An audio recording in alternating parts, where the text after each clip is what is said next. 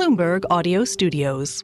Podcasts, radio, news. The story of the UK is an economy that has got real momentum. What is broken can be repaired.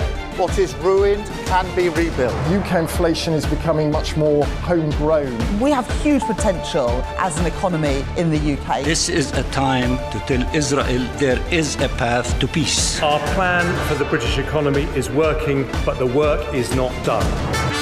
You're listening to Bloomberg UK Politics. I'm Lizzy Burden. And I'm Stephen Carroll. Welcome to the programme. Lizzy, I have to admit, statistics is not my strongest subject, especially when I've been up since very early in the morning. It tends to melt my brain a bit, but I do really like getting into where the numbers come from and how polling companies in particular manage to come up with the figures they've done. Today we're talking about the most hallowed of opinion polls, MRP, or multi-level regression with post-stratification to its friends.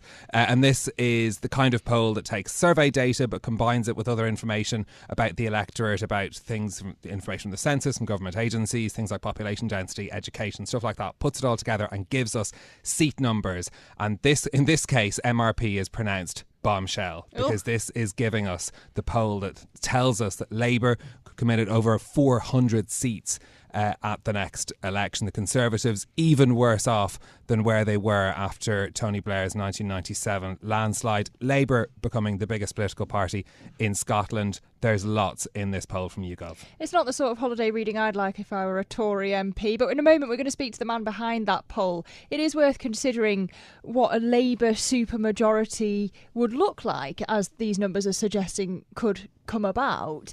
If you have Starmer's party with such a huge majority, 3/4 of the Commons, it raises questions about how serious an opposition the Conservatives could be if they don't have the numerical threat to pose to the government. And then for Starmer, it could mean that you have more opposition from his own benches, a la Johnson, Truss, and now potentially Sunak. We've got Eurasia Group in a note today saying that they see a vote of confidence in Sunak after the May elections if they go as dismally as is expected.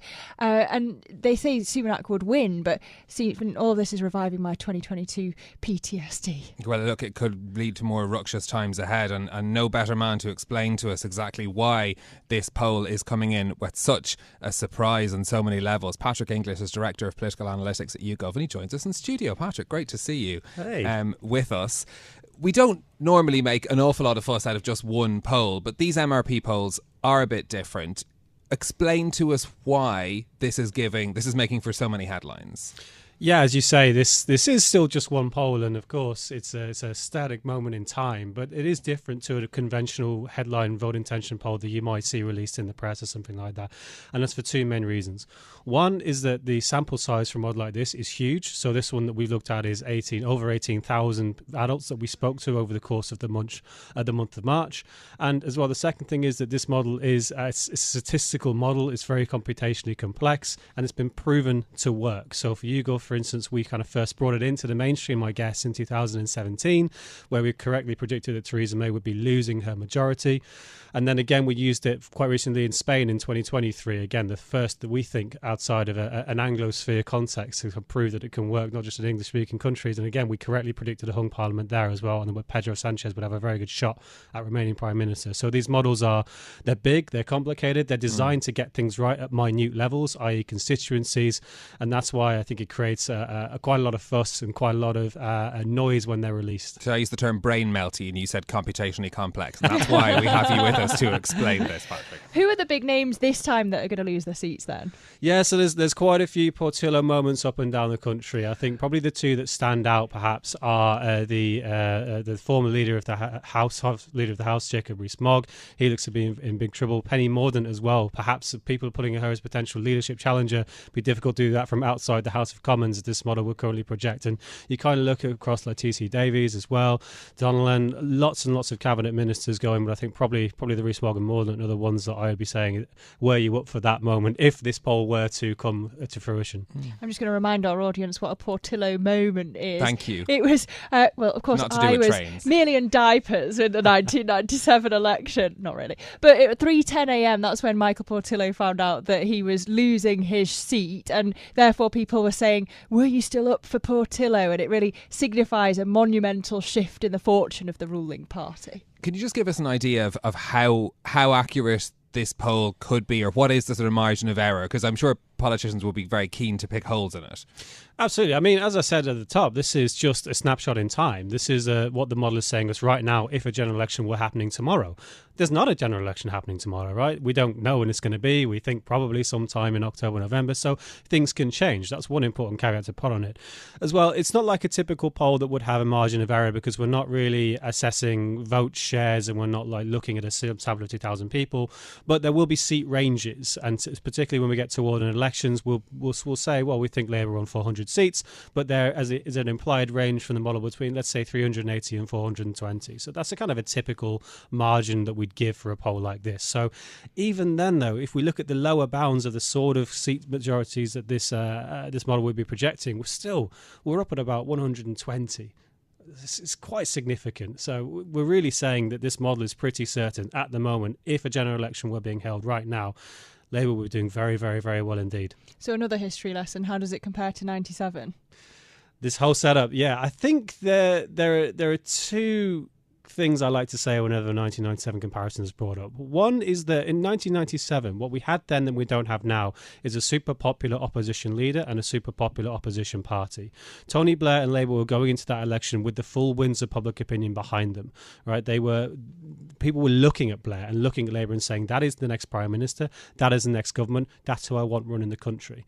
They're not doing that really with Keir Starmer. Yes, Keir Starmer's ratings are far better than Sunak's, but that's because Sunak's are quite so bad. Similarly, the Labour Party's ratings with the public are far better than the Conservatives, but that's because the Conservatives Party ratings are so very bad. So the public are not looking at this situation and going, I'm ready for a Labour government. I want a Labour government. Keir Starmer is the guy I want. They're just saying, well, the Conservatives are absolutely awful. What's the alternative? But into that void, what about the alternatives, the SNP reform? Yeah, I think that's a good point as well, because it was 1997. We didn't have the SNP, the kind of strength that they do now, even though our poll is saying that we're projecting them to be below 20 seats in Scotland, which would be quite a remarkable result, I think, if that were to happen. Reform as well, we didn't have a reform-style party in 1997. And again, that's part of the dynamic that we're seeing here. The Conservative Party are dropping by about 20 points nationally, we think, something like that. The Labour Party are not going up by 20 points.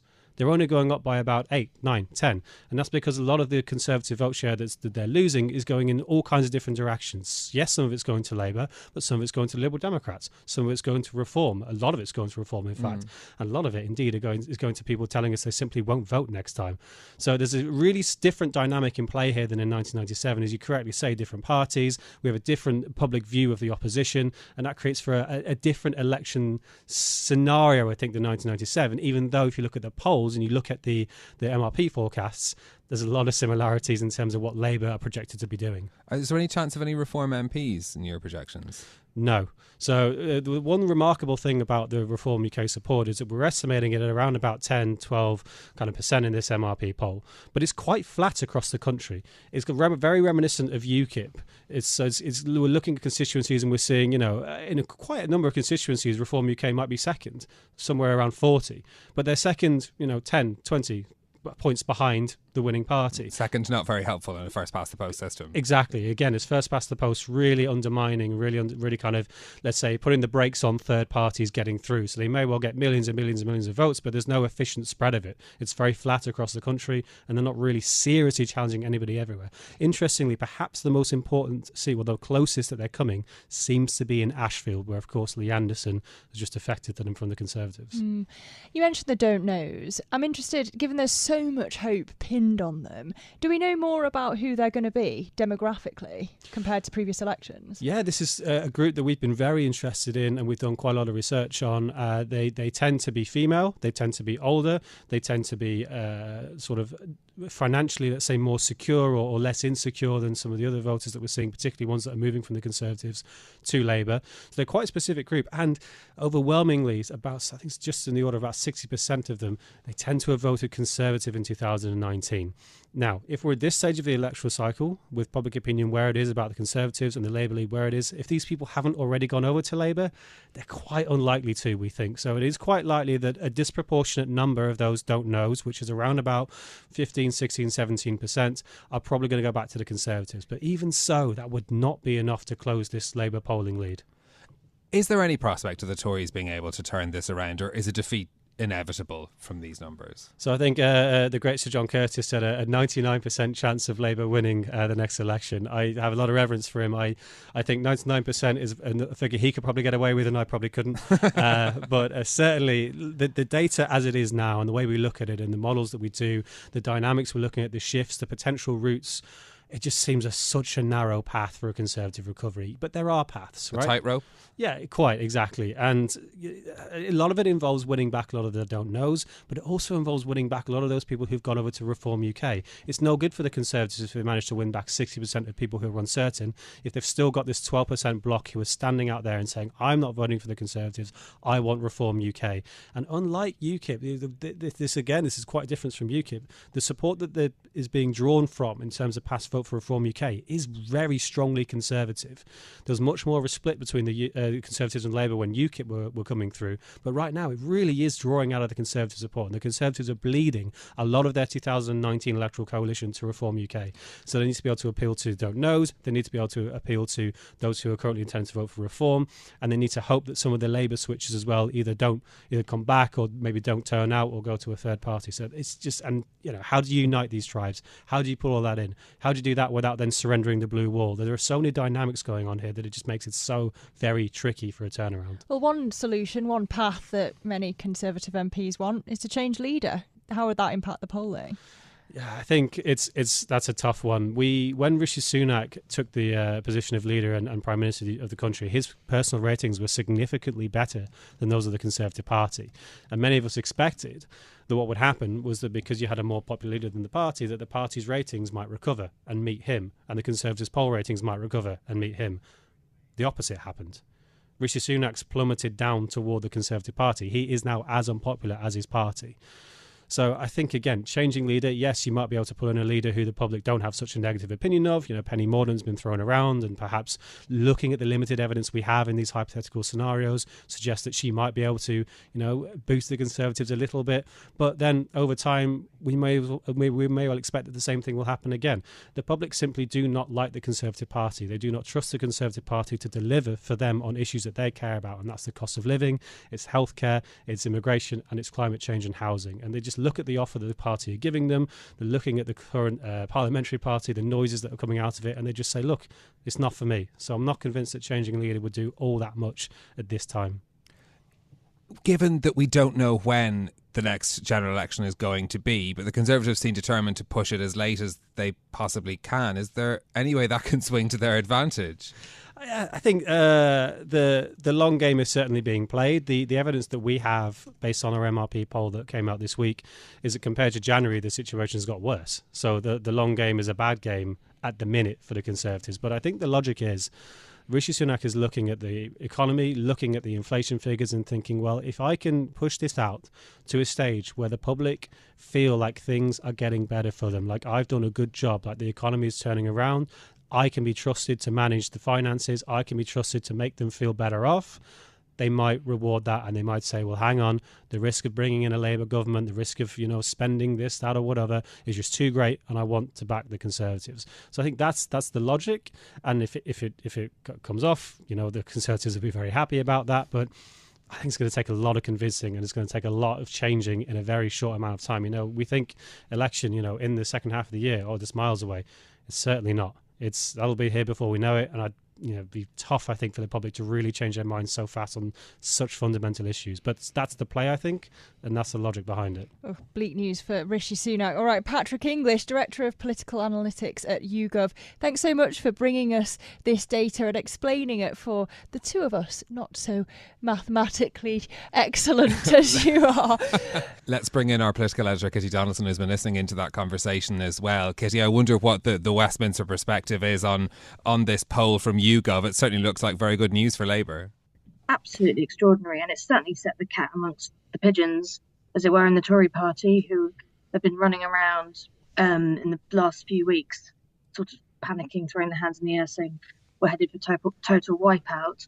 I think it's another thing, and it's almost worse than what will happen in the May local elections, because if the Tories lose Andy Street and Ben Houchin, two of their regional mayors, then that's already priced in. But this MRP poll is kind of new and took people by surprise. So even though Tory MPs are waiting for that part for the local election results, that this was a kind of real kind of like wake up moment. I mentioned Eurasia Group, Kitty, suggesting that there could be a vote of confidence after the May elections. Do you think that's a likely outcome? I think there are lots of people in the Tory party who are extremely worried. There are a bunch of people, particularly on the right, who are agitating for a change of leader and trying to come up with some sort of formulation that puts one of their people front and centre. But they've yet to convince kind of a large majority of the centrists. Even having said that, some of the centrists are talking about it as well, about replacing Sunak. But the mechanisms are tricky for the Tory party. You need 53 letters in order to prompt a vote of confidence in his leadership. He would probably win that if it got to it, but be damaged. So the only way I think this would work at this stage is if the cabinet resigned, like they did under Boris Johnson. Of course, Rishi Sunak and Sajid Javid resigned, which prompted Boris Johnson's downfall.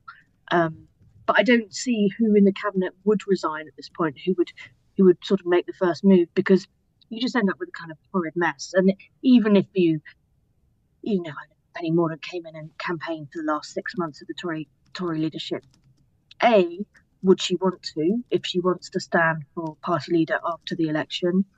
I mean, it's a kind of poison chalice. People still talk about Rishi Sunak owning the defeat. So why would you, if you've got any sort of hope of being Tory party leader in opposition, why would you take that on? You might say, I'm doing it in public interest, or in the interest of the party and in public interest.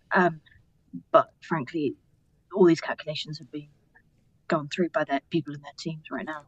But is there, cans of lukewarm beer being opened in Labour Party offices, though, looking at these results as well? Or are they going to be worried about that don't know factor that Patrick English was just telling us about? The idea that whereas the voters are turning away from the Conservative Party, they're not turning in their droves to the Labour Party.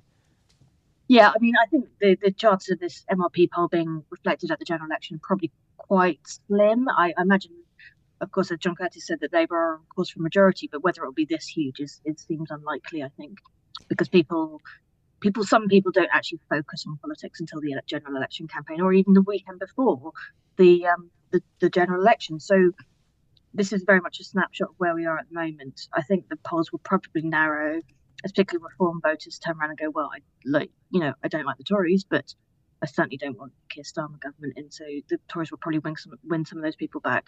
And I'm not sure whether Keir Starmer would want a majority that big, to be honest. Like, you're talking about a completely unmanageable party.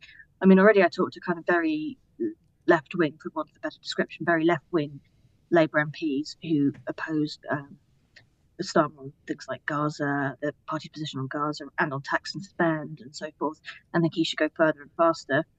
Those people, if there's a majority of, nearly 400 or over 300, will have the space and the freedom to shout a lot. And so actually discipline is slightly easier when you've kind of got a majority of, a couple of hundred rather than, 300, I think. So that'd be an interesting point in the autumn. Kitty, while we've got you, one of the things that's on Sunak's plate, other than these polling numbers, is, of course, Thames Water. He's pressing the water supplier on the brink of a crisis to fix its financial problems alone. How's Westminster reacting to that news? I think actually there's quite a cross-party consensus that the regulator and Thames Water and its parent company, Carroll, should sort themselves out, rather than this be any sort of burden on the taxpayer. Nobody wants, no political party, particularly any of the ones I've spoken to, want any sort of taxpayer liability for this, particularly when you look at the dividends that were paid out over the last few years. And I think at the moment it's not really on Sunak's desk. It's not even, I don't think, on Secretary of State Steve Barclay's desk. He's a Environment Secretary. It's being done at official level and junior ministerial level, and I think things might move on in the next sort of few weeks or so as we get closer to the deadline when we might go into a sort of special administration. Kitty Donaldson, our political editor, thank you very much for joining us. We're going to stay with the Thames Water story, though perhaps not a major worry in the political world, but certainly a major worry in the financial world. We've got Eamon Farhat, our reporter, in studio with us, who's been covering the company's recent financial troubles. Eamon, we've had two ratings agencies downgrade Thames Water's parent company, Kemble Water Finance. This is an indication of how serious the financial concerns are being taken by business. Talk us through what the latest is. Yeah, so Kemble, the parent company of Thames Water, they have this 190 million repayment due at the end of April. Now, last week they said they'd need to get an extension on that if they were able to not default on their loans. But then this morning we had, as you said, last night I think we had Moody's and this morning Fitch, who said that even if they got an extension, it was probable they would still default on their loans. So the situation is, moving quite quickly. And yeah, not looking good for Thames Water, whose parent company Kemble, ultimately is the one who are responsible. Now, we don't even know who Kemble actually owe this money to. The creditors are kind of unknown. There were some reports in the last about half an hour that ING, the Dutch bank, was one of the people who are owed this money, and more of that will be coming, I think, later on today. But anyway, everything is very opaque and moving quite quickly. And that 190 million, although it's a small amount, it could be what catalyzes that kind of special administration and all of that at the end of the month. And is nationalisation likely at this stage? I think it's something that keeps being held over the government, and the investors talk about it, and it seems that there's this backstop. At the end of the day, Thames Water, it's a water supplier; it's not going to fail. But the government, as Kitty was just saying, really does not want to foot the bill for this. They would like Ofwat, the regulator, they'd like Thames Water to sort it out, but it seems very, very difficult. I mean, the reason why we've come to this issue is because we are now looking at huge amounts of investment needed in the water industry. I think we need about 90 billion over the next 5 years compared to about 50 billion in the last 5 years, and Thames Water, as well as many other companies, simply are struggling to try and find ways of funding this. I mean, ultimately customers will pay it in bills, but it also has to be raised in debt, and if the finances aren't there now and the investment can't be put in, then we're going to be keep having the same issue and kind of revolve around in circles. We're thinking about how this is being considered and regarded in Westminster as well. Is there much of a difference between Labour Party policy on the water companies? Of course, nationalisation was a policy under Jeremy Corbyn. Yeah, exactly. So in the past, I think nationalisation would have been quite popular for Labour. I think it was last year or the year before where Rachel Reeves dropped that policy and now really wants to kind of keep it more as a private sector thing and really get resolved by the regulator, similar to what the Conservatives are saying. I guess at the end of the day, Labour does not want to burden the public with this either. However, we have actually a meeting this afternoon with the unions and with the water company, and they actually are kind of on a very different side to Labour. Although we obviously have the unions and Labour kind of quite supportive at the moment, the unions are very kind of pro-nationalisation, and some parts of the Labour Party would be as well. I think it is quite a common sense thing for a lot of the public. The polling does show that it's quite popular, but also, as we know, for the public, it's the economy, it's cost of living that important, and they don't want to be burdened with even more issues like Thames Water and other water companies. Yeah, it's interesting to just link it back to our conversations with Kitty and Patrick, because if Labour got the sizable majority that Patrick was suggesting in his polling, and where Kitty says that could be a bit of a nightmare for Starmer because a lot of those MPs could be quite left-wing, then you would have lots of support for nationalisation. So my question to you, Eamon, is there time for Thames Water to stick around until after a potential Labour victory, potentially after an election in the autumn? Oh yeah, definitely. I think that this whole thing kicked off last summer. It keeps kind of coming in waves almost. Yeah, we keep putting plasters on Drips it and drabs. Exactly. I mean, every time there's a repayment that keeps being plasters. Ofwat is releasing little bits about their next investment plan. So all of this really affects Thames Water and the investors. So it's very possible that we're kind of in this mess for even longer, and that it's Labour who have to kind of make the decision about, is it special administration, is it something else, or how do you deal with the situation of Thames Water, and is it the public that foots the bill? What do we know about those talks with unions and Thames Water? So it's mostly about job cuts. I mean, that's obviously what the unions are quite worried about. Last year we had about 300 job cuts from Thames, so we have GMB, Unison, Unite all meeting with Thames Water and trying to get some reassurance, I guess. I mean, at the end of the day, these unions are still saying that even if you get a bit of cuts here and there in jobs and save some money, it won't fix the issue. It still means that there's a huge, fiscal hole for the company. So it doesn't really make sense. And they want to obviously, get their members reassured. But they are very pro-nationalisation, and they want to try to kind of push that that idea forward.